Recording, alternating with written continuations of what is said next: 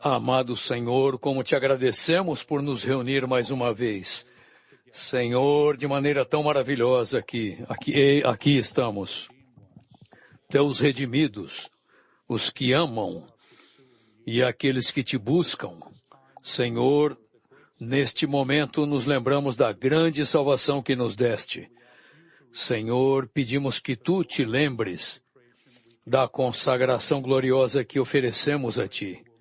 Senhor, oramos para que tu te reúnas conosco da maneira mais íntima, mais específica e particular e pessoal. Senhor, por todos estes próximos 6 dias, como precisamos de ti. Ó Senhor Jesus, oramos para que tu nos cubras e nos proteja, nos fortaleça e nos energize de todas as maneiras. Senhor, sê conosco. Nós te buscamos, até mesmo para esta reunião. Dá-nos um bom começo. No teu nome nós oramos.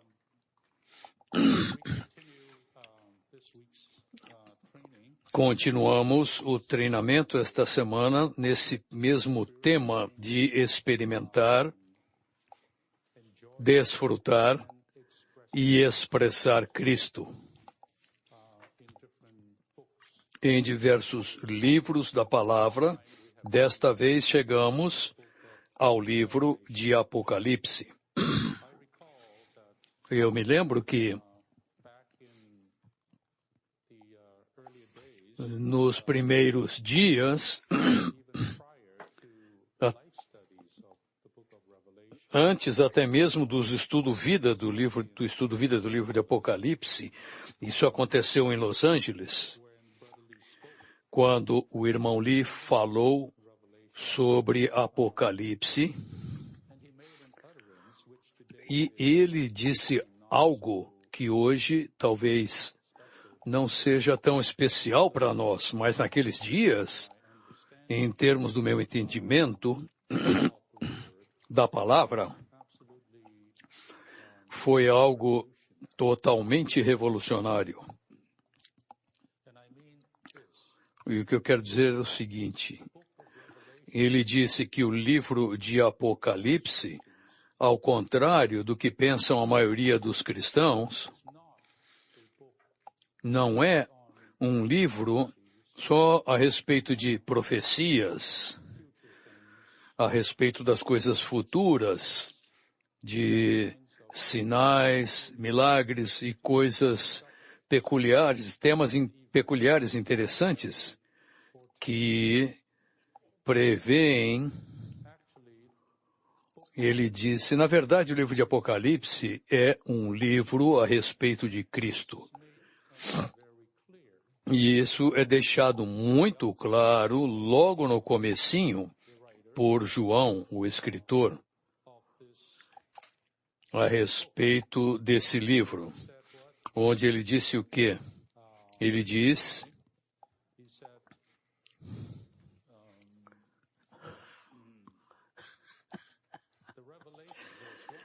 versículo 1, revelação de Jesus Cristo que Deus lhe deu para mostrar aos seus servos as coisas que em breve devem acontecer e que ele tornou conhecida por meio de sinais, enviando-a pelo seu anjo ao seu servo João, o qual testificou a palavra de Deus e o testemunho de Jesus Cristo, a saber, tudo o que viu. Bem, parece que ele estava dizendo que há muitas coisas reveladas a João para que ele as escrevesse. Mas aqui diz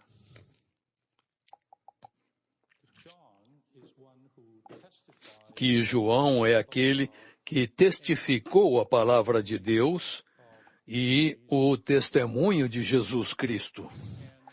E aparentemente é um livro de muitas coisas a respeito do futuro. Mas, quando o irmão Lee falou aquilo, os meus olhos realmente se abriram para ver que, mesmo quando a palavra profética é falada aqui, devemos não perder esse foco único que é a centralidade e universalidade de Deus e de sua economia neste universo, que simplesmente é Cristo. Simplesmente Cristo. Não sei quantos mestres da Bíblia no passado expuseram ou interpretaram esse livro, enfatizaram essa coisa, essa questão. Mas eu lhes digo que esta semana, esse é a nossa ênfase. Não vamos aqui falar meramente do futuro, de coisas, especialmente hoje em dia, todo mundo está interessado a saber o que está acontecendo, o que vai acontecer em seguida no mundo, quando virá o fim do mundo. Essas coisas, elas são tocadas nesse livro, irmãos e irmãs. A Apocalipse é um livro a respeito de Cristo. Não se esqueçam disso. É um livro a respeito da pessoa de Cristo, e neste livro não é meramente o Cristo comum, o Cristo chamado Cristo histórico, nem mesmo o Cristo simplesmente nos evangelhos ou nas epístolas, mas o Cristo de outra era, um Cristo especial, um Cristo intensivado, como veremos, mensagem após mensagem, nos próximos dias. Bem, agora vamos entrar no esboço da mensagem de hoje, cujo título é A Testemunha Fiel de Deus para o Testemunho de Jesus. Então, a primeira coisa a respeito desse Cristo, revelada neste livro, está no versículo 5 do capítulo 1, e da parte de Jesus Cristo, a fiel testemunha, o primogênito dos mortos e o soberano dos reis da terra. Então, essa é a primeira coisa a respeito de Cristo. A testemunha fiel e verdadeira de Deus. Ele é essa testemunha fiel para algo. Para quê? Para o testemunho de Jesus. Como veremos, esse testemunho de Jesus é simplesmente nós. É simplesmente a igreja. Então, é o que a igreja deveria ser. Esse esboço é muito longo, com muitos pontos, e nós vamos ver muitas passagens da Bíblia aqui nesses pontos. Portanto, uma vez que não temos teste hoje, eu tenho um pouquinho mais de tempo do que nas outras mensagens para estar nessas coisas. Algarismo Romano 1. Cristo é a testemunha fiel de Deus, o testemunho e expressão de Deus. O fato de ele expressar Deus é o seu testemunhar. Espero que todos vocês prestem atenção a cada palavra neste esboço e não deixem passar de qualquer maneira. Cristo é a testemunha fiel de Deus. Testemunha é alguém que ouviu algo, alguém que viu algo, alguém que experimentou algo e testificou ou declarou a respeito do que vimos e ouvimos e experimentamos. Cristo é essa testemunha fiel de Deus. Na verdade, Cristo, Deus encarnado, quando veio a esta terra, a sua única obra foi simplesmente ser uma testemunha de Deus, para testificar a respeito de Deus Pai. Ele diz em João capítulo 1 que o Filho unigênito de Deus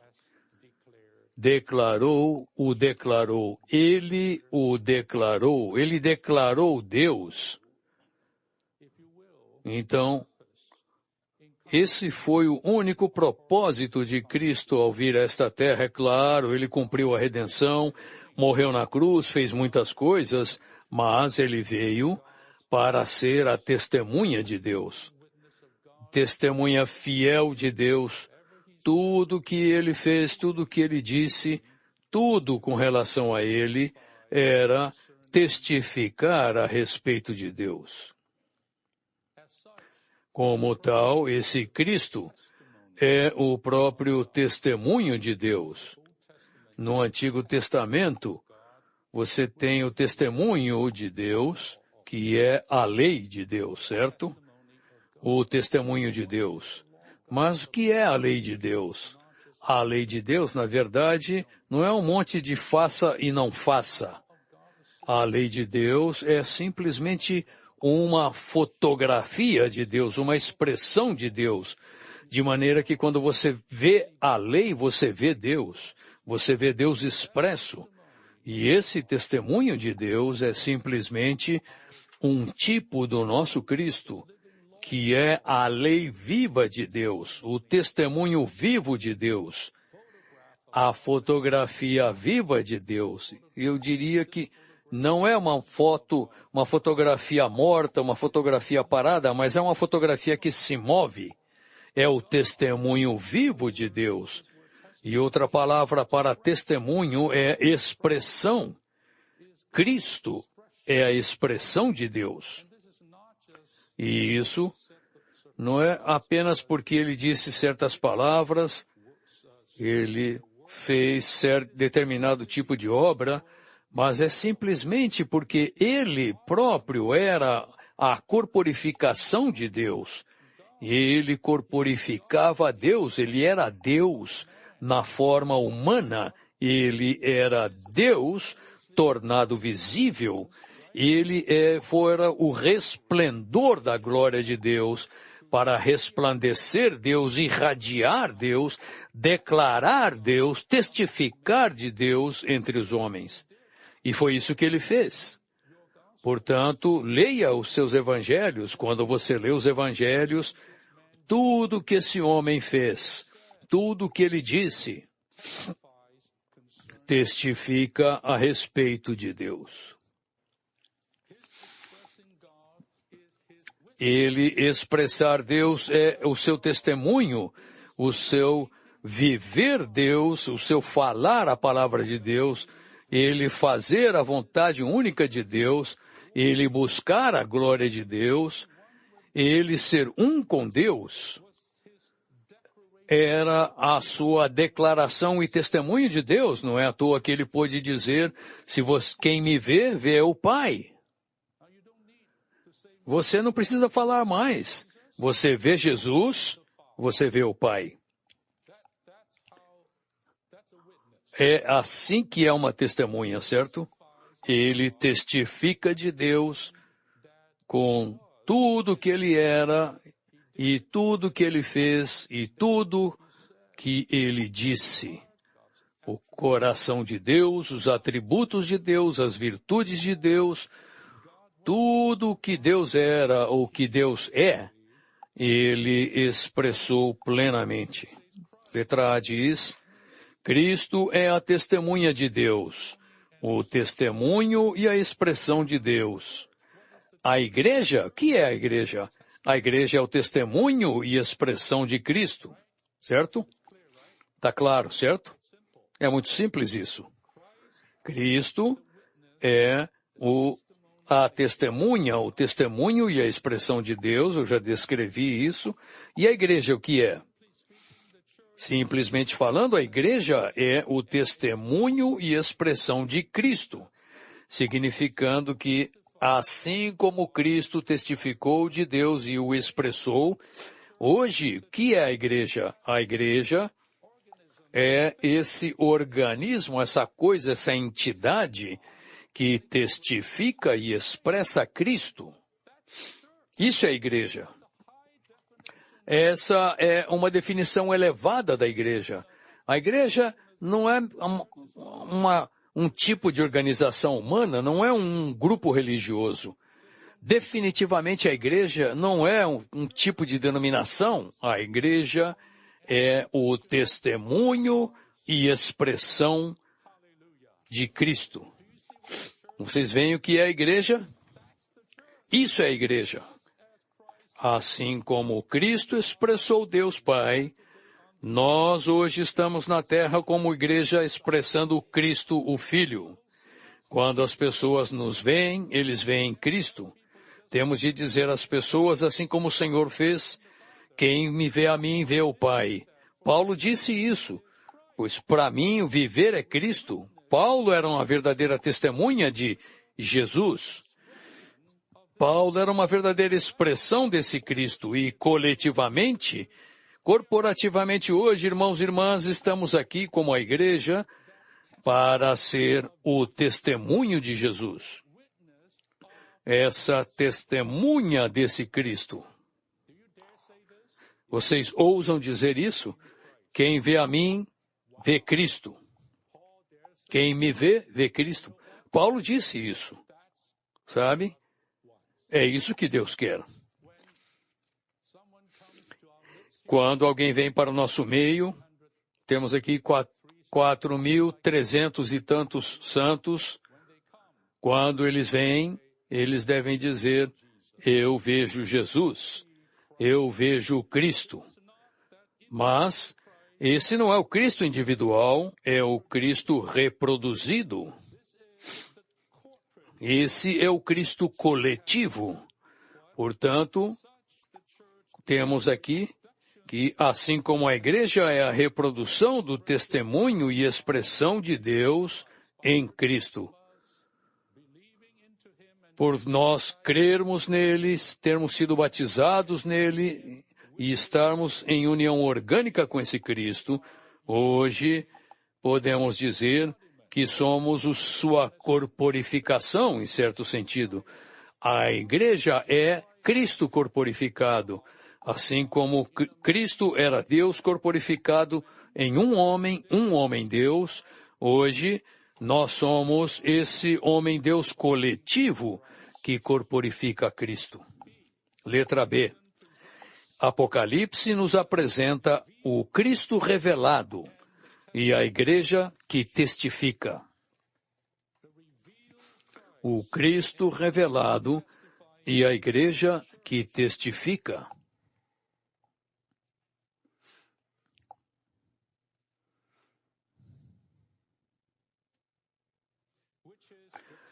A qual é o testemunho de Jesus. Então, neste livro de Apocalipse, não apenas Cristo é revelado, mas a igreja também é testificada. Ou antes, Cristo é revelado e a igreja é testificada a respeito desse Cristo. Portanto, mesmo que a palavra igreja tenha sido usada, mas não tanto, é usado com relação aos 7 candelabros serem as 7 igrejas na Ásia, mas a palavra testemunho de Jesus, vocês verão, está por todo o livro de Apocalipse. Então, Cristo é o testemunho de Deus e a igreja é o testemunho de Jesus, o Cristo aumentado como a expressão coletiva do Deus triuno. Amém? Nós somos Cristo expressado, nós somos Cristo reproduzido, nós somos Cristo aumentado Nós somos o testemunho coletivo de Jesus. Nós somos a expressão coletiva do Deus triuno. No livro de Apocalipse, na verdade, há muitos desses sinais que são o testemunho de Jesus. Aqui, no capítulo 1, há esses 7 candelabros de ouro. No capítulo 7, que veremos nesta mensagem mais adiante, você tem a grande companhia, a multidão dos redimidos nos céus. No capítulo 12, você tem aquela mulher resplandecente com o seu filho varão. E no capítulo 14, há o quê? A colheita. A colheita das primícias. No capítulo 15, estão os vencedores, estando sobre o mar de vidro. No capítulo 19, vocês têm a noiva preparada para o casamento. E, finalmente, nos últimos 2 capítulos deste livro, há a Nova Jerusalém. Todos esses 7 sinais são o quê? O testemunho de Jesus. Todos eles são parte da igreja.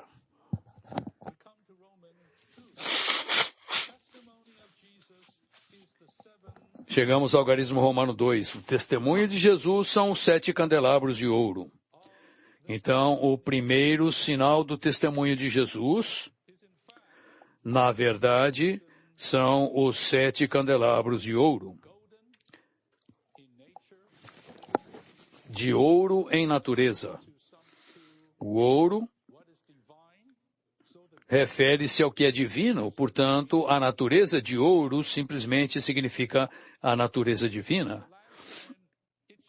Como candelabro, ele brilha nas trevas. E não apenas isso, esses 7 candelabros são idênticos uns aos outros.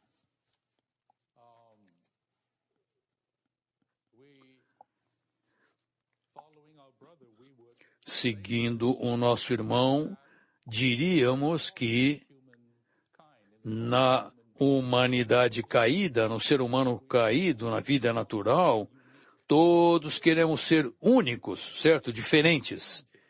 Queremos ser distintos. Você quer aparecer?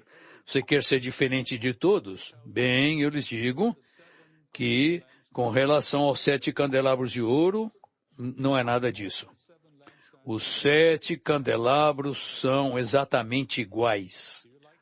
Vocês gostam disso? Você vai para uma igreja na Itália, você vai para uma igreja no Japão,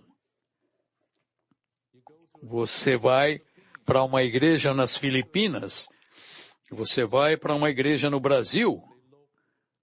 Eles se parecem exatamente iguais. Não é maravilhoso isso? De fato, nos capítulos 2 e 3 de Apocalipse, essas 7 igrejas são muito diferentes umas das outras. Mas note que todas as diferenças são negativas. São coisas caídas, são coisas degradadas, são coisas malignas e corruptas. É isso que torna as igrejas diferentes. Todas as coisas positivas são iguais. Então, o nosso irmão disse, aqui há 7 candelabros de ouro, digamos,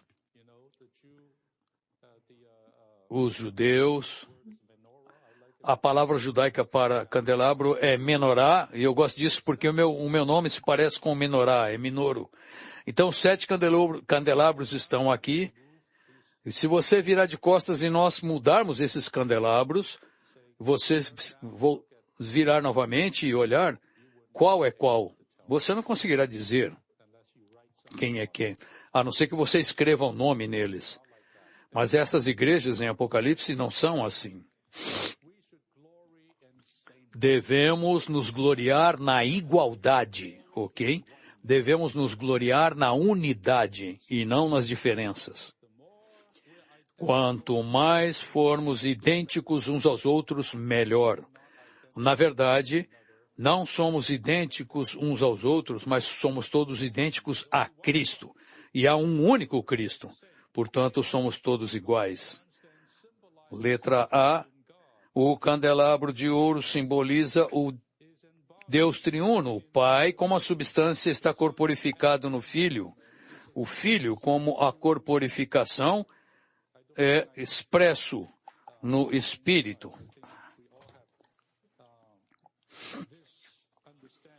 Todos temos esse entendimento, certo? Eu não preciso explicar muito. O Pai é a substância, o elemento que é corporificado no Filho.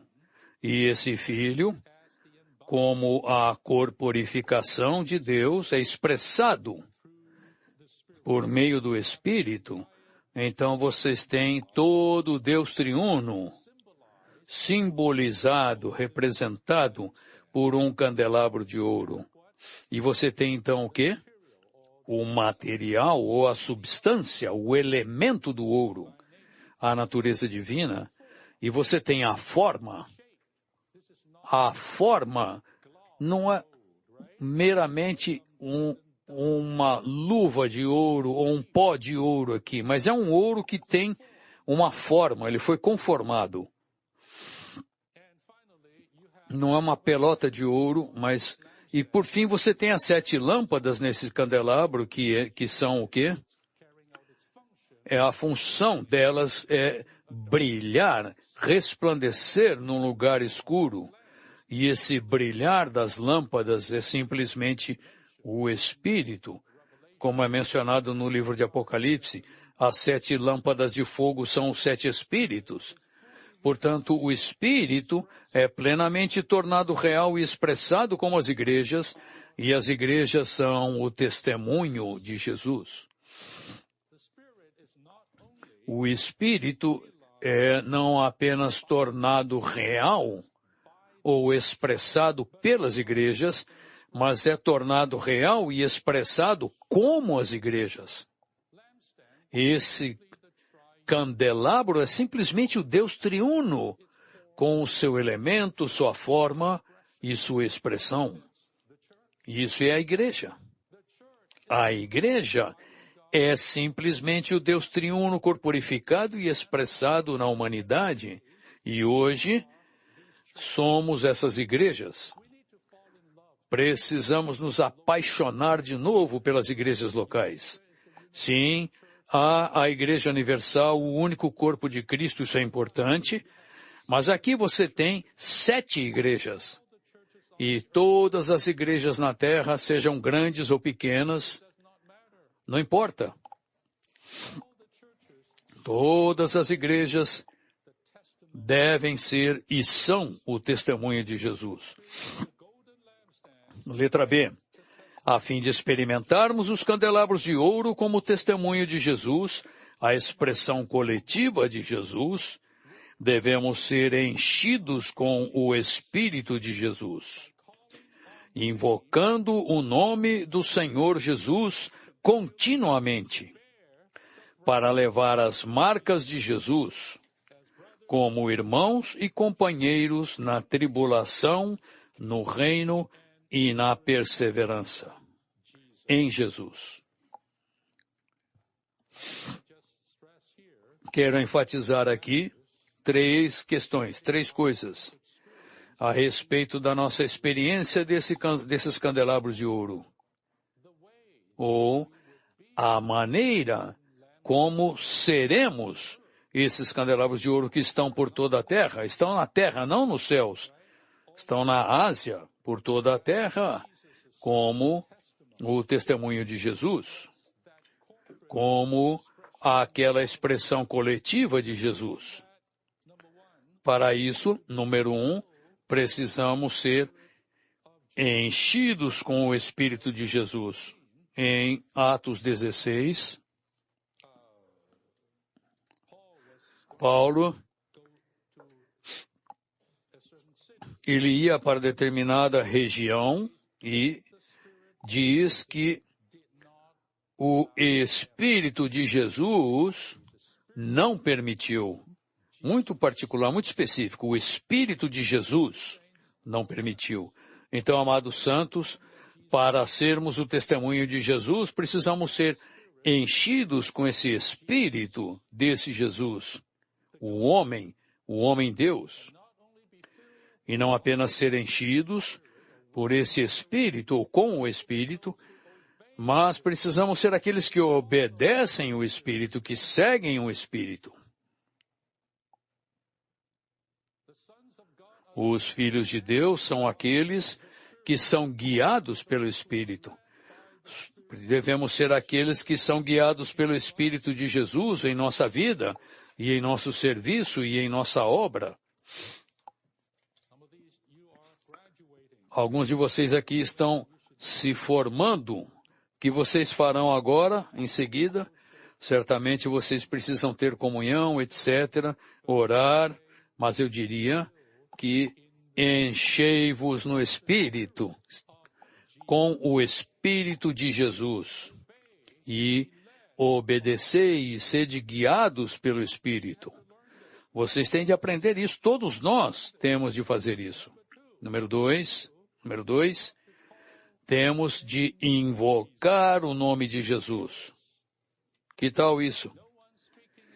Ninguém que fala pelo Espírito de Deus diz que maldito seja Jesus, e ninguém pode dizer Jesus é o Senhor, a não ser no Espírito Santo.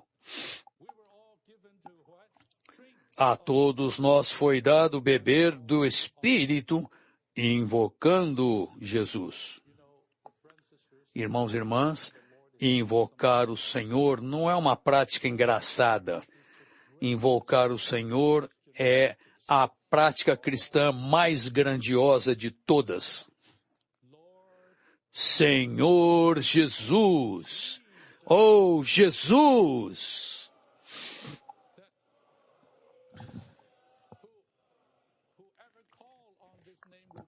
Todo aquele que invocar esse nome será salvo, e o Senhor é rico para com aqueles que invocam esse nome.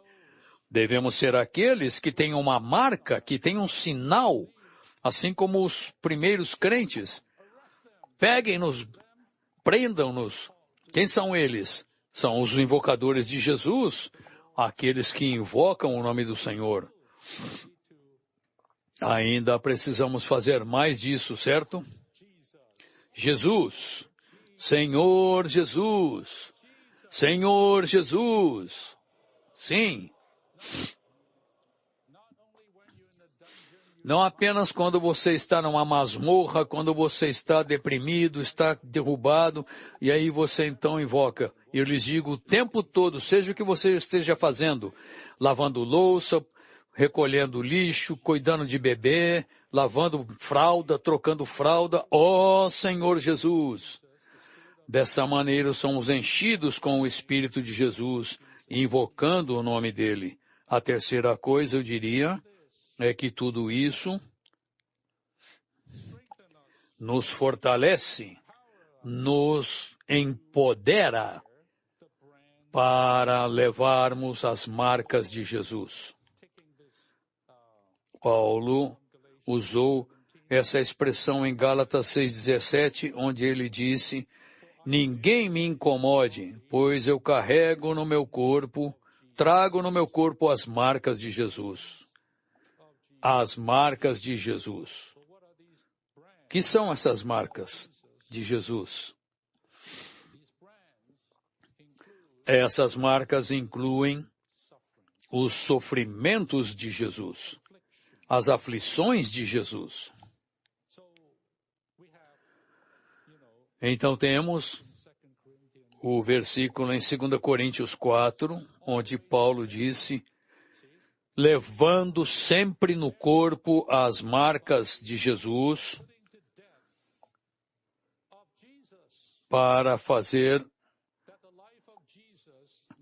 que também a vida de Jesus, sempre no corpo o morrer de Jesus, para que também a vida de Jesus se manifeste em nosso corpo. Então, a morte de Jesus.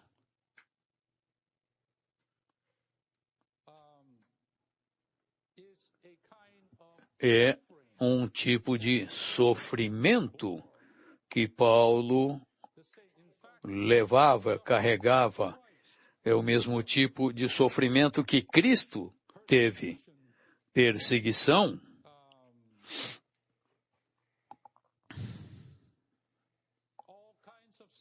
Todo tipo de sofrimento por amor a Jesus. Não é que você cometeu um erro que você não deveria ter cometido, então você sofre. Não. Esse é o tipo de sofrimento por amor ao Senhor, por amor ao corpo de Cristo. Até mesmo por amor ao ministério neotestamentário. Paulo sofreu, Paulo carregou no seu corpo as marcas de Jesus, que ele explicou. Em 2 Coríntios e em outro lugar, Paulo disse, as pessoas dizem que são apóstolos, eu sou ainda mais. Ele disse, em labor, abundantemente, em prisões, abundantemente, e sendo nas marcas de chicote excessivamente, em morte, frequentemente, sendo golpeado com varas, apedrejado pelo menos uma vez, em naufrágio, no mar, uma noite e um dia, em jornadas,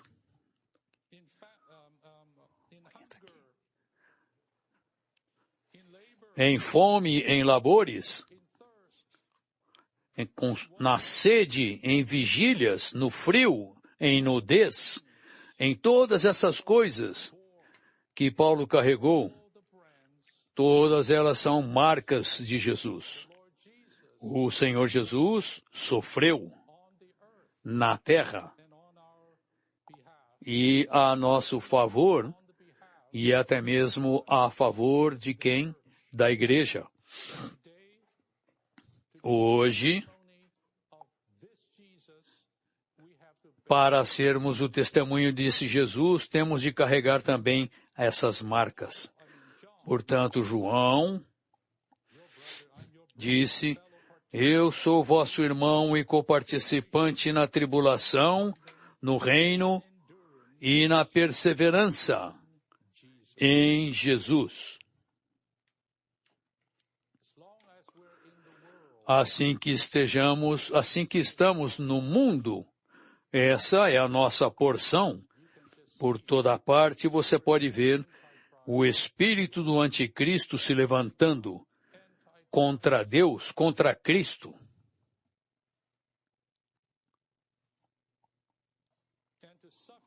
E sofrer por Jesus, sofrer para a edificação do seu corpo.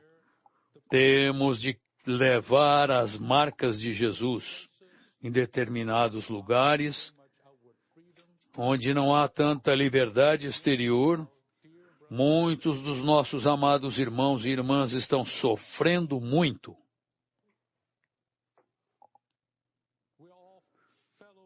Todos somos coparticipantes na tribulação, no reino e na perseverança em Jesus.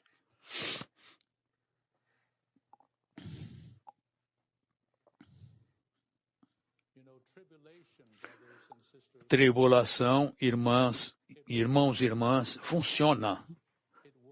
Por que funciona? O que funciona, ela produz o que? Produz perseverança. Você pode ser um crente que ama o Senhor, que busca o Senhor,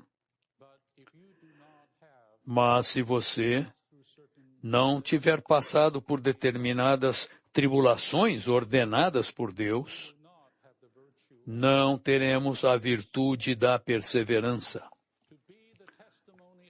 Para ser o testemunho de Jesus hoje, precisamos de perseverança. E na esperança tribulação, como Paulo diz, a esperança do reino. Letra C, o ouro batido para formar um candelabro representa a participação dos crentes nos sofrimentos de Cristo. Então, aqui estamos. Deus, o ouro. Eu não sou um ourives, eu não sei o que fazer com ouro, mas eu preciso formá-lo, conformá-lo, ou tornar que esse ouro seja bom para algo, bom para ser um candelabro. Para isso você tem que bater o ouro, formá-lo. Isso significa que nós, os crentes, precisamos participar dos sofrimentos de Cristo. Amados, não estou aqui dizendo algo para desencorajar os jovens.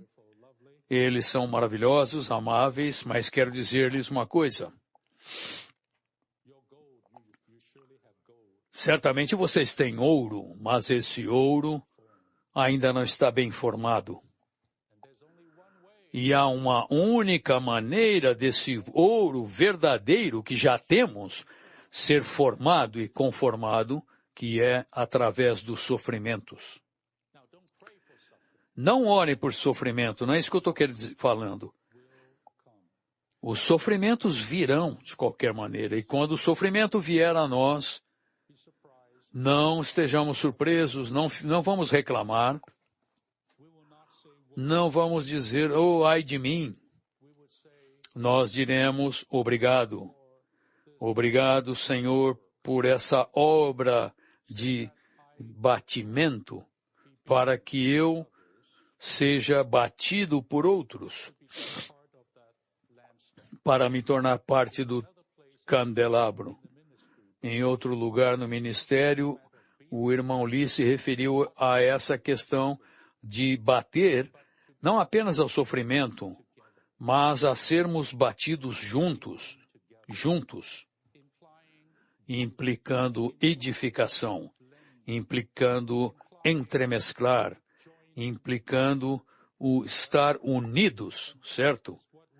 E é isso que estamos experimentando hoje, para nos tornar esse candelabro, para ter essa forma, para podermos nos levantar.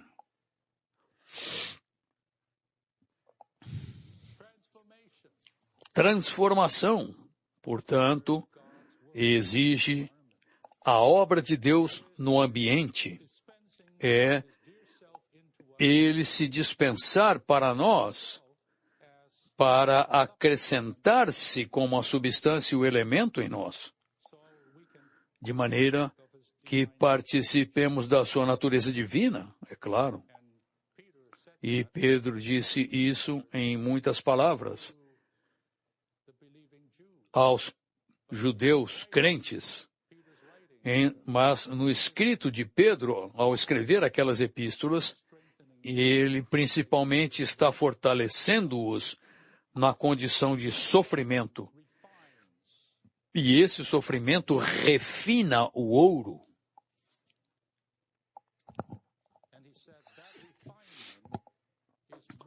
E Pedro disse que esse refino é mais precioso que o ouro. E o que temos é real. Esse Cristo que temos em nós é real. Ele tem de ser testado em nós. Até mesmo a nossa fé precisa ser testada. E é esse testar, são esses sofrimentos, essas circunstâncias do ambiente que fazem com que sejamos aprovados, nos fazem ser transformados, nos fazem até mesmo sermos conformados à sua imagem. É como alguém que usa um martelo para ir batendo no ouro a fim de criar esse candelabro. O ouro batido para formar o candelabro, já falei, representa a participação dos crentes nos sofrimentos de Cristo.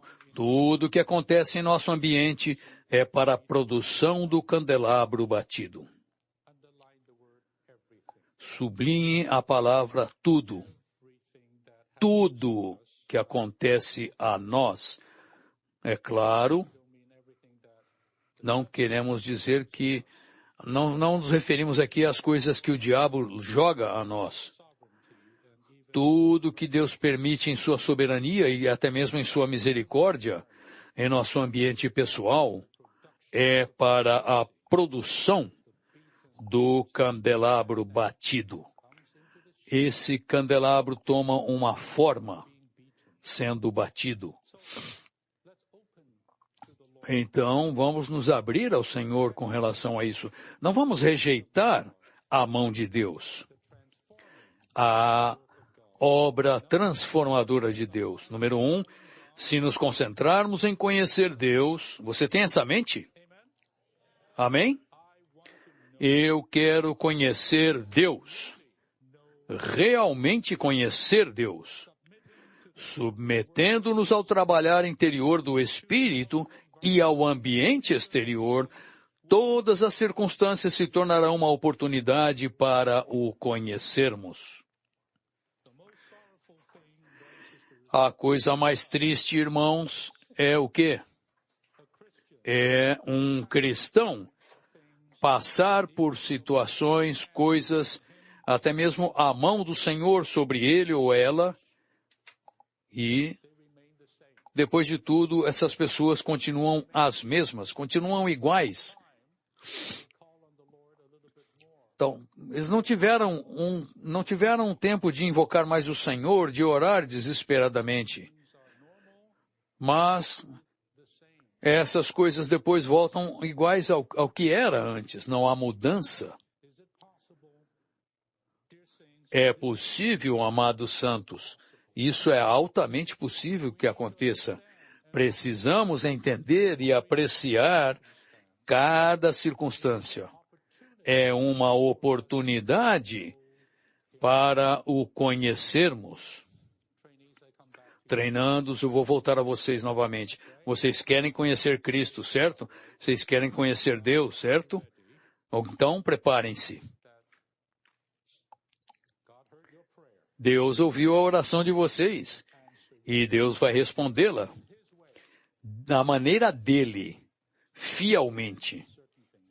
Quando determinadas coisas acontecerem em sua vida, vocês saberão que Deus quer que vocês realmente o conheçam sob aquelas circunstâncias, certo?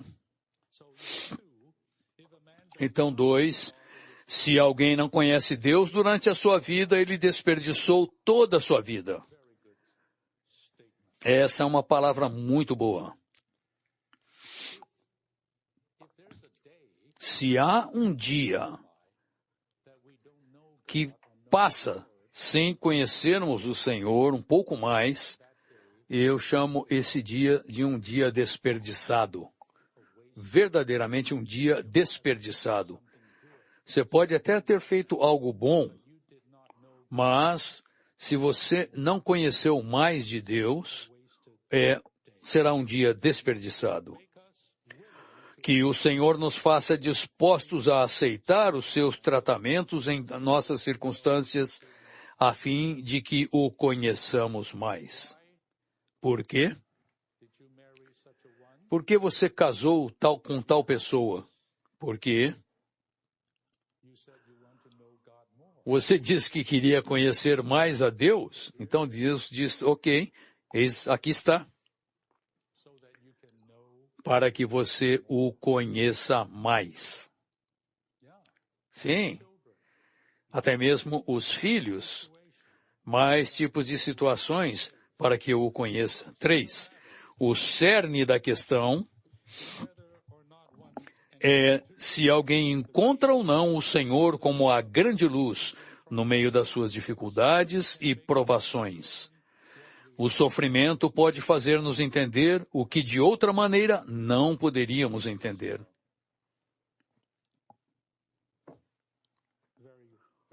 Isso é muito tocante. Se não passarmos por determinadas aflições, sofrimentos, por determinados fardos, se não passarmos por situações que estejam além da nossa capacidade, além do que podemos suportar, Paulo passou por situações ao ponto dele desesperar da própria vida. E tudo isso foi para fazer com que Paulo, o quê? Não tivesse mais confiança em si mesmo e pusesse toda a sua confiança em Deus. Watchman, uma vez, falando sobre alguém que deu um testemunho sobre sofrimento físico, sobre ficar doente, e em sua doença ele perdeu toda a sua esperança. Era alguém que estava servindo em tempo integral, e o irmão Watchman, ele próprio havia passado por tal experiência numa idade anterior, quando era mais jovem, e ele compartilhou uma palavra muito profunda, muito sensível para essa determinada pessoa, para ajudá-la. De maneira que esse é o momento quando você está gravemente enfermo, você quer abandonar tudo, deixar tudo. Esse é o momento quando você se encontra num ponto para ser totalmente, genuinamente confiar em Deus. É fácil falar isso quando as coisas tá tudo bem, quando tudo está correndo bem, mas é nesses momentos desesperadores, nesses momentos impossíveis, quando você tem em si mesmo a sentença de morte, esse é o momento em que nós conhecemos Deus. Esse é o momento em que todas as nossas capacidades naturais, sabedoria natural, maneiras e meios acabaram-se totalmente. Você não consegue suportar, você não consegue enfrentar essa situação. Você precisa do Senhor.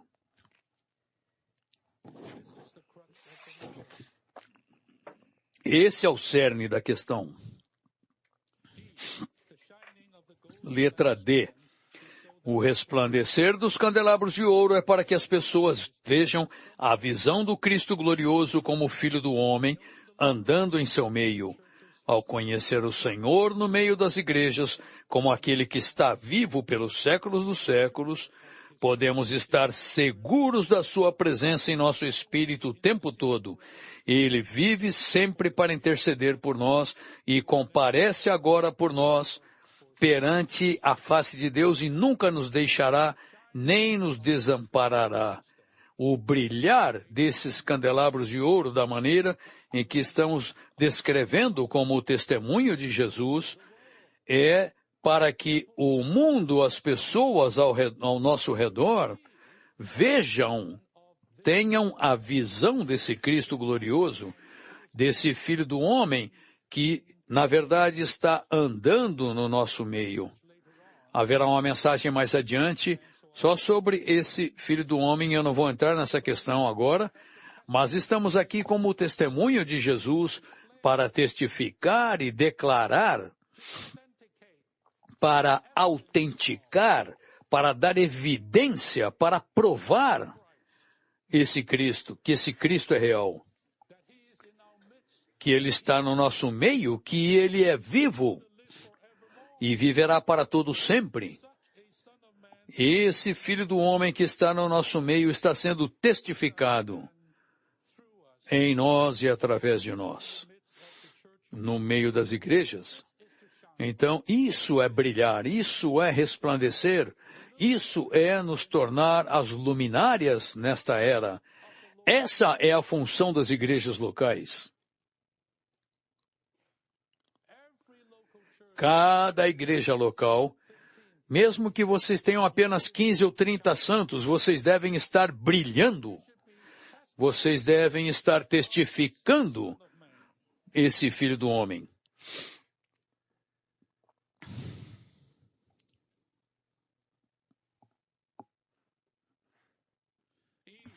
Letra E.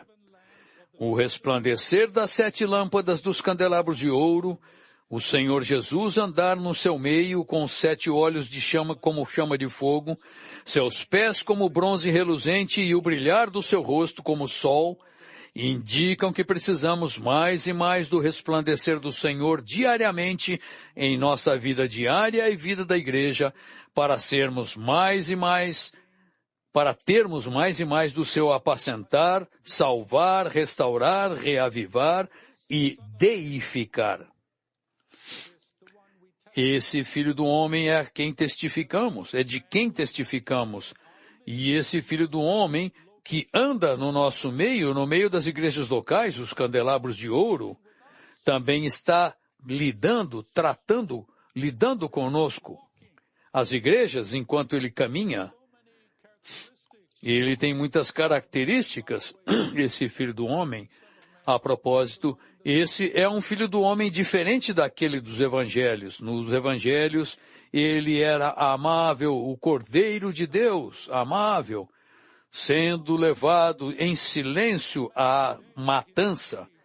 Esse Filho do Homem hoje, ele tem 7 olhos, tem fogo nos seus olhos. Seus pés são como bronze reluzente. O seu rosto é como o sol. Tudo isso, toda essa luz, o Senhor o quê? Está brilhando, resplandecendo sobre nós diariamente. E esse brilhar, esse resplandecer dele, na verdade, ele tem um cinto de ouro, ele é o sacerdote, o sumo sacerdote. É aquele que, na verdade, está cuidando dos seus candelabros de ouro para garantir que esses candelabros ainda estejam brilhando, para cortar os pavis e acrescentar azeite, certo? Para garantir que as igrejas ainda estejam brilhando. E a primeira coisa que ele tem de fazer é brilhar em nós. Nos iluminar diariamente. Esse resplandecer sobre nós venha dos seus olhos ou da sua boca ou dos seus pés. Tudo isso é o seu apacentar atual de nós, como o pastor celestial, como aquele sumo sacerdote que nos socorre, que nos conhece, fazendo a obra de salvação, nos restaurando, nos reavivando, nos deificando diariamente.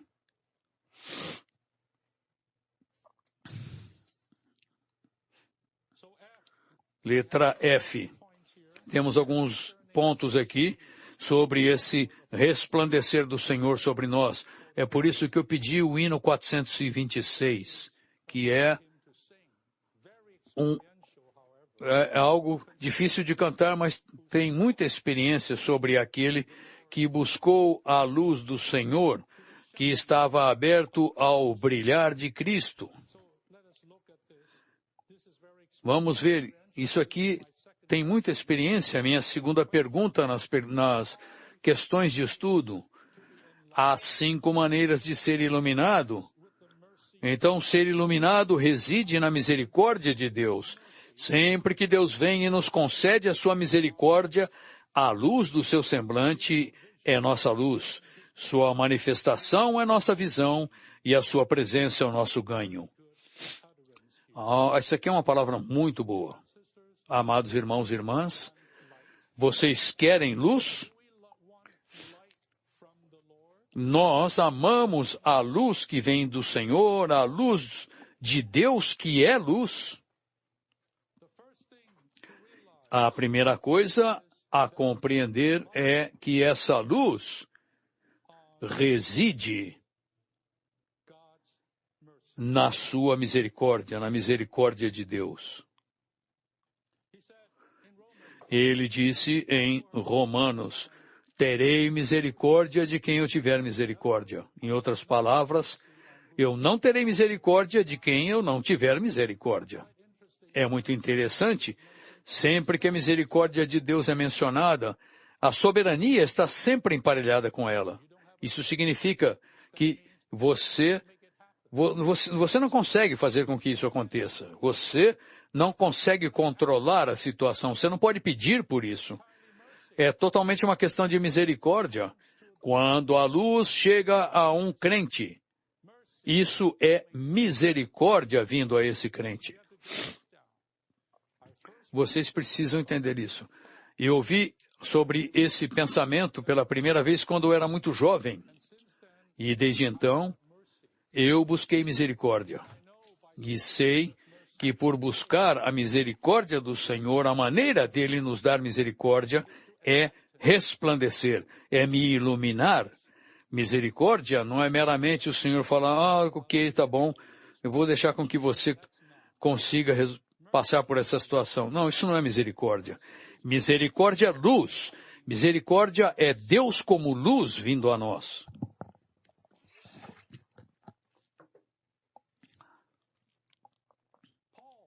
Paulo era um perseguidor da igreja. Ele falou, eu sou o principal dos pecadores. Eu prendia as pessoas, eu perseguia aqueles que invocavam Jesus. Ele não estava buscando luz de maneira alguma. Mas um dia no caminho de Damasco, o que aconteceu? Veio um brilho, um resplandecer de luz. Paulo não pediu isso. A luz simplesmente veio. Eu lhes digo, a misericórdia veio até ele. Foi a ele para chamá-lo, para torná-lo um apóstolo, um ministro de Cristo, um arauto e mestre, um vaso especial nas mãos de Deus.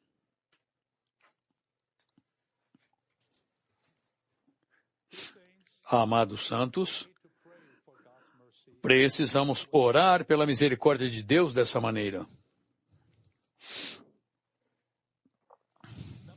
Número 1, a fim de sermos iluminados, devemos querer e aceitar o resplandecer do Senhor, aplicando o nosso coração para ser singelo ao buscar somente o Senhor com todo o nosso desejo. A propósito, voltando no último ponto, em Isaías diz, quem há entre vós que tema o Senhor e que ouça a voz do seu servo, aquele que andou em trevas, sem nenhuma luz, confie em o nome do Senhor e se firme sobre o seu Deus. Eia, todos vós que acendeis fogo e vos armais, ou seja, vocês brilham sobre si mesmos. Vocês produzem alguma luz de si mesmos. Isso é luz natural, é luz artificial. Vocês acendem o seu fogo e se envolvem e andam entre labaredas do vosso fogo e entre as setas que acendestes, de mim é que vos sobrevirá isto, e em vos tornardes, em tormentas vos deitareis. Ou seja, isso não é você entrar em introspecção, em fazer a autoanálise, você tentar brilhar sobre si mesmo com algo da sua mente natural, tentando entender a si mesmo. Para melhorar, não. Precisamos da misericórdia de Deus. Precisamos da manifestação de Deus. Então, aqui diz que, a fim de sermos iluminados, devemos, número 1, querer e aceitar o resplandecer do Senhor. Amados santos, a primeira coisa é que vocês precisam querer isso. Algumas pessoas nem mesmo querem. Eles não querem receber o resplandecer, não querem ser expostos, não querem ser iluminados. Que nós devemos querer e aceitar e aplicar o nosso coração para buscar somente o Senhor com todo o nosso desejo. Amados irmãos, essa é a maior bênção, o maior dom de Deus, termos esse coração de busca. Número 2, a fim de sermos iluminados, devemos abrir-nos ao Senhor, voltar-lhe o nosso coração e nos colocar diante dele sem nenhuma reserva ou restrição. Aqueles que se fecham ao Senhor são especialistas em julgar e criticar os outros. Amados santos, a segunda coisa, isso aqui são maneiras muito práticas. E eu testifico disso. Abra-se ao Senhor. Você vai dizer, eu estou aberto. Mas talvez você não esteja suficientemente aberto. Você pode estar aberto até um certo grau há muitos anos. E o Senhor não consegue fazer com que você se abra mais, talvez. Então você está empacado, está estagnado no seu crescimento. Abra-se. Abra as partes mais profundas, as partes interiores do seu ser, seu espírito, sua consciência, sua mente, sua emoção, sua vontade.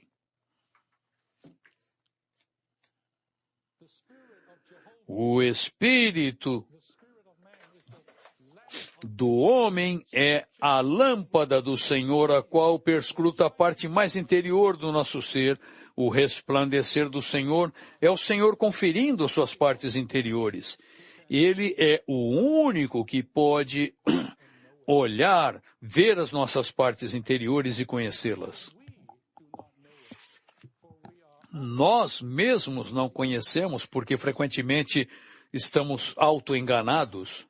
Precisamos de luz. Irmãos e irmãs, precisamos do brilhar, do resplandecer do Senhor. Aqueles que estão abertos ao Senhor dessa maneira, voltam o seu coração para Ele, nos colocamos diante dEle totalmente, sob a sua misericórdia, sem nenhum tipo de reserva. O problema de muitos irmãos e irmãs é que eles se abrem com reservas. Há abertura? Há. Mas há reservas. Ou seja, Senhor, não entre aqui. Até aí tá bom. Basta. Isso é o máximo que eu posso permitir que tu entres. Então o Senhor fica parado. Aqueles que se fecham ao Senhor são especialistas em julgar e criticar os outros. Há alguns que o tempo todo estão criticando, julgando as pessoas, falando coisas sobre as pessoas, como se eles conhecessem todos. Eles não conhecem, estão em trevas. Se você estiver num quarto escuro, você vê tudo do lado de fora, claro.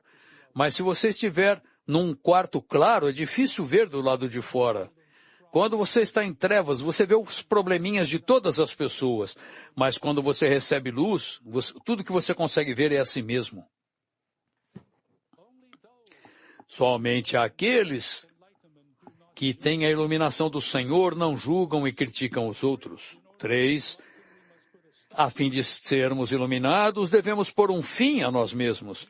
Isso significa pôr um fim aos nossos pontos de vista, nossas maneiras de ver as coisas, nossos sentimentos, nossas ideias e nossas opiniões. Quando alguém que é completamente terminado vai adiante do Senhor, consegue ser extremamente singelo e simples ao receber a palavra do Senhor. Se você for uma Marta, ainda estamos culpando muito Marta pelo estar ocupada, em vez de ser Maria, sentada aos pés do Senhor, para ouvir o Senhor. Ela não estava numa condição de ser iluminada. Quando você tem 3 telas de computador aberta, é difícil você ser iluminado ao ter o seu reavivamento matinal. Quando você vai do Instagram para o TikTok, enquanto tem a Bíblia aberta, você não será iluminado.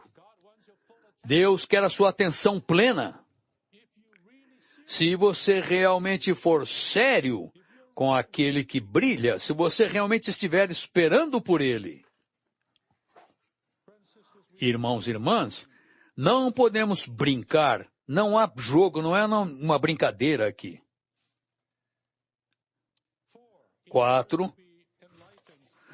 A fim de sermos iluminados, não devemos discutir com a luz do Espírito que fala em nosso interior, e não devemos discutir com os ministros do Espírito que falam exteriormente. A palavra aqui é não devemos discutir. Quando a luz vem, quando essa luz vem, não é uma luz física, ela vem a nós através de uma certa consciência espiritual, um certo tipo de sensação espiritual interior. Isso é o Senhor no nosso espírito, resplandecendo como um fluir de luz em certas partes do nosso interior, em certa condição que temos, para que o Senhor quer iluminar, que o Senhor quer tocar. Quando isso acontece, irmãos e irmãs, jamais devemos rejeitar essa luz, discutir com essa luz, ou nos desculpar dessa luz. Esse é o momento em que devemos reagir como Paulo fez no caminho de Damasco. Que farei, Senhor? Que tu queres? Sabem? Deixe-me dizer o seguinte, é muito sério recusar o toque de Deus. Pelo menos, ele pode atrasar a obra do Senhor na sua vida. Aquela senhora em Cântico dos Cânticos fechou a porta e o Senhor não pôde entrar. Então, ela abriu a porta e ali diz o quê? O Senhor se foi, não estava mais lá. Ele falou, ela diz, eu o chamei e ele não me respondeu.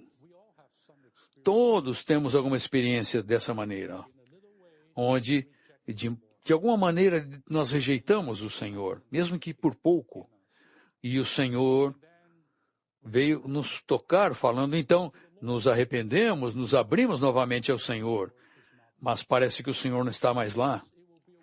Pelo menos durante algum tempo, o Senhor não se mostrará novamente. E aqui está falando não apenas de não discutir com o Senhor que fala em nós, que brilha em nós. É sério discutir com os ministros do Espírito.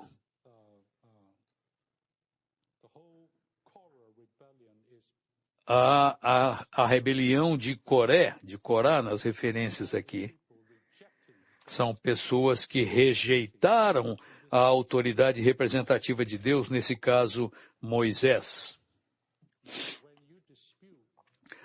Quando você discute com os ministros de Deus, Deus leva isso a sério. O ministro pode não, mas Deus sim, porque você está tocando, está rejeitando a autoridade dele. E, irmãos e irmãs, a luz carrega a autoridade. 5. A fim de sermos iluminados, devemos continuamente viver na luz. Então, não ir e vir, mas queremos o quê? Edificar uma vida que está constantemente na luz. Somente quando estamos na luz podemos ter verdadeira comunhão com o Senhor. Ok? É melhor terminar rapidamente, Algarismo Romano 3. O testemunho de Jesus, nós vamos tratar agora esse segundo testemunho de Jesus em Apocalipse capítulo 7. O testemunho de Jesus é a grande multidão que serve a Deus no templo, todo o corpo dos redimidos de Deus que foram arrebatados aos céus para desfrutar o cuidado de Deus e o apacentar do Cordeiro, com todas as bênçãos espirituais nas regiões celestiais e em Cristo, que podem ser desfrutadas hoje. Aqui vou dar uma virada. O que eu falei até agora pode ser um pouco depressivo para vocês, eu não acho, mas de qualquer maneira vamos dar uma virada aqui e ver o que? esse corpo de redimidos de Deus em Apocalipse capítulo 7. O irmão Watchman deu uma mensagem sobre isso, sobre essa porção de capítulo 7 de Apocalipse, sobre o que essas pessoas experimentaram, o título dessa mensagem eu acho que é As Bênçãos que Podemos Desfrutar Hoje. Essa cena está diante do trono, certo? E ao lado, o trono está nas regiões celestiais. Essa figura aqui é o quê? É uma figura de todos os pecadores perdoados e redimidos por Deus e que por fim foram arrebatados aos céus. E ali, diante do trono de Deus, eles servirão a Deus dia e noite e assim por diante. Esse capítulo 7, esses versículos aqui, nos mostram essas bênçãos maravilhosas desses redimidos de Deus, e esse cenário, essa cena no capítulo 7, durará até a eternidade, pela eternidade, até mesmo na Nova Jerusalém. A prova disso está em Apocalipse 21, Apocalipse 22, que haverá uma certa descrição da Nova Jerusalém, que é muito parecido com Apocalipse capítulo 7 aqui. Agora, por causa do tempo, vamos entrar nesses 7 itens que eu chamo de grandes bênçãos do Senhor sobre nós. Letra A grande multidão consiste naqueles que foram comprados com o sangue do Cordeiro de toda nação, tribo, povo e língua, para serem os constituintes da igreja. Amém? Todas as nações estão aqui. Tribos, povos e línguas, fomos comprados com o sangue do Cordeiro. Redimidos, como eu amo proclamar isso. Amém? Somos todos os redimidos pelo sangue do Cordeiro, comprados pelo sangue de Jesus, para sermos os constituintes da igreja. 2, letra B. Estes são os que vêm da grande tribulação, lavaram suas vestes e as alvejaram no sangue do Cordeiro. Número 1, a grande tribulação, no versículo 14, refere-se às tribulações, sofrimentos, perseguições e aflições experimentadas pelo povo redimido de Deus ao longo das eras. Eles saíram, todos esses aí, provieram dessas tribulações. 2. O sangue do Cordeiro responde diante de Deus a todas as acusações do diabo contra nós e nos dá a vitória sobre ele. Diabo, somos vitoriosos sobre você. Por causa do Cristo Redentor como a fonte aberta de sangue para todo o nosso pecado e impureza, podemos entrar nessa fonte e ser limpos de todas as nossas manchas de culpa, hino 1006, e podemos andar na luz do Deus celestial acima do mundo do pecado com o coração renovado, com vestes brancas e Jesus entronizado em nós. Esse hino 1006 e 1010. Hino 1006 e hino número 1010. Eu ia cantar com vocês, mas o tempo não permite. Então vocês, quando voltarem, cantem. Terceira coisa, lavar as nossas vestes é manter limpa a nossa conduta por meio do lavar do sangue do Cordeiro. E isso nos dá o direito de desfrutar a árvore da vida e de entrar na cidade da vida como a esfera das bênçãos eternas de Deus. Somos lavados pelo sangue do Cordeiro, até mesmo nossas vestes, a nossa conduta é purificada pelo sangue de Jesus. Essa é a única maneira para termos acesso à árvore da vida e entrar na cidade da vida, que é a esfera da bênção plena e eterna de Deus. Número 3, letra C, a terceira bênção. Aqueles que fazem parte da grande multidão estão de pé diante do trono e diante do Cordeiro, com palmas nas mãos. Amém? Vocês têm uma palma na sua mão? Um ramo de palma? Os ramos de palmeira representam nossa vitória sobre a tribulação, que experimentamos por amor ao Senhor. As palmeiras também são um sinal de satisfação obtida por ser regado. Um dia estaremos em pé nas regiões celestiais, diante do trono e do Cordeiro, com palmas, com ramos de palmeiras em nossas mãos, declarando a vitória, não apenas sobre o pecado, mas até mesmo a vitória sobre todas as tribulações que experimentamos por amor ao Senhor. 2. No Deus triuno, como templo de Deus, nós o servimos dia e noite para desfrutá-lo como a festa dos tabernáculos eterna e para florescer em vida como a palmeira. Não há tempo, certo? 3. Nosso serviço na esfera do tempo hoje é uma preparação para o nosso serviço na eternidade. O único alvo de Deus na esfera do tempo é dispensar-se para dentro de nós dia a dia. Quando Deus entra em nós e sai de nós, isso é serviço. Na eternidade, Deus estará entrando e saindo de nós. Essa é a verdadeira definição de serviço. E o serviremos dia e noite. D. Nós não teremos mais fome nem sede. Ter fome e sede é ter uma esperança que ainda não foi satisfeita. Cristo promete que todo aquele que crer nele será satisfeito e o receberá como a sua vida de satisfação. 2. Contatar Deus Espírito em nosso espírito é beber da água viva. E beber a água viva é render verdadeira adoração a Deus. Então, temos a definição do verdadeiro serviço e definição da verdadeira adoração. Isso tem a ver com beber e fluir.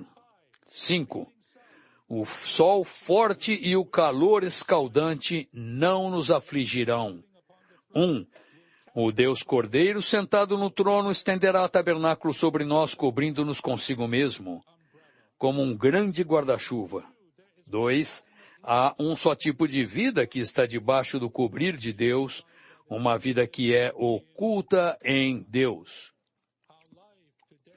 Nossa vida hoje está oculta em Deus, portanto somos cobertos por Ele, protegidos por Ele.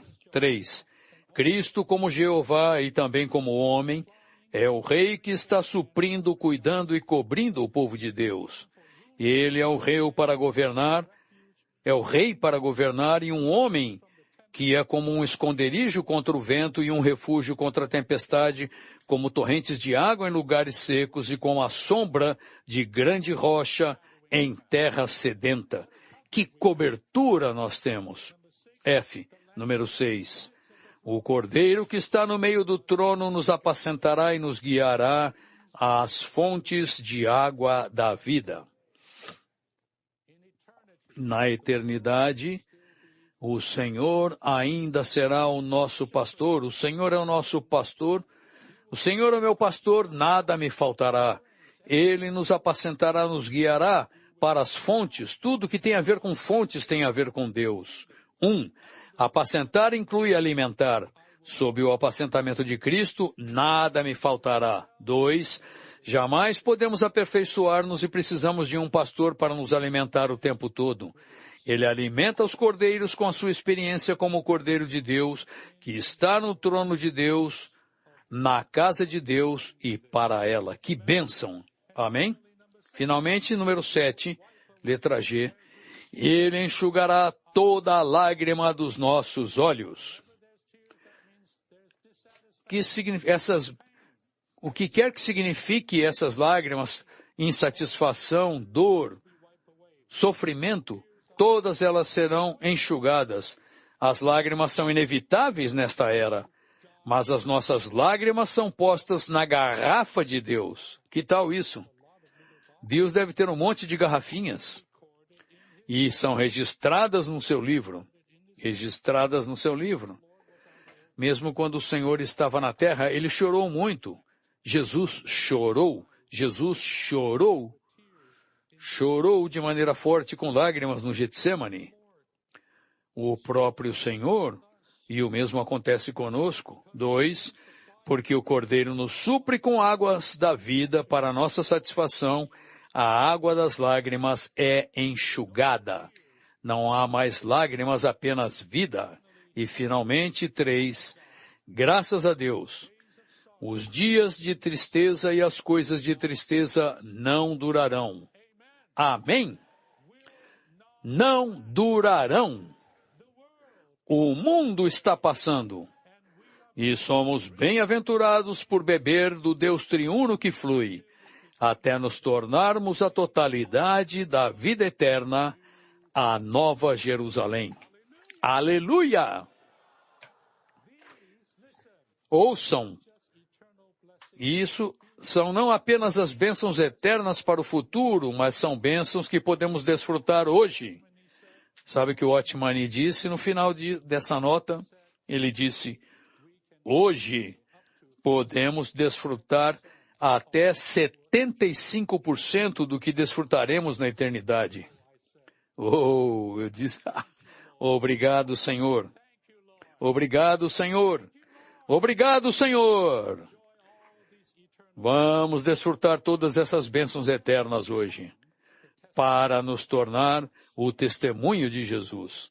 Por favor, orem com quem está ao seu lado.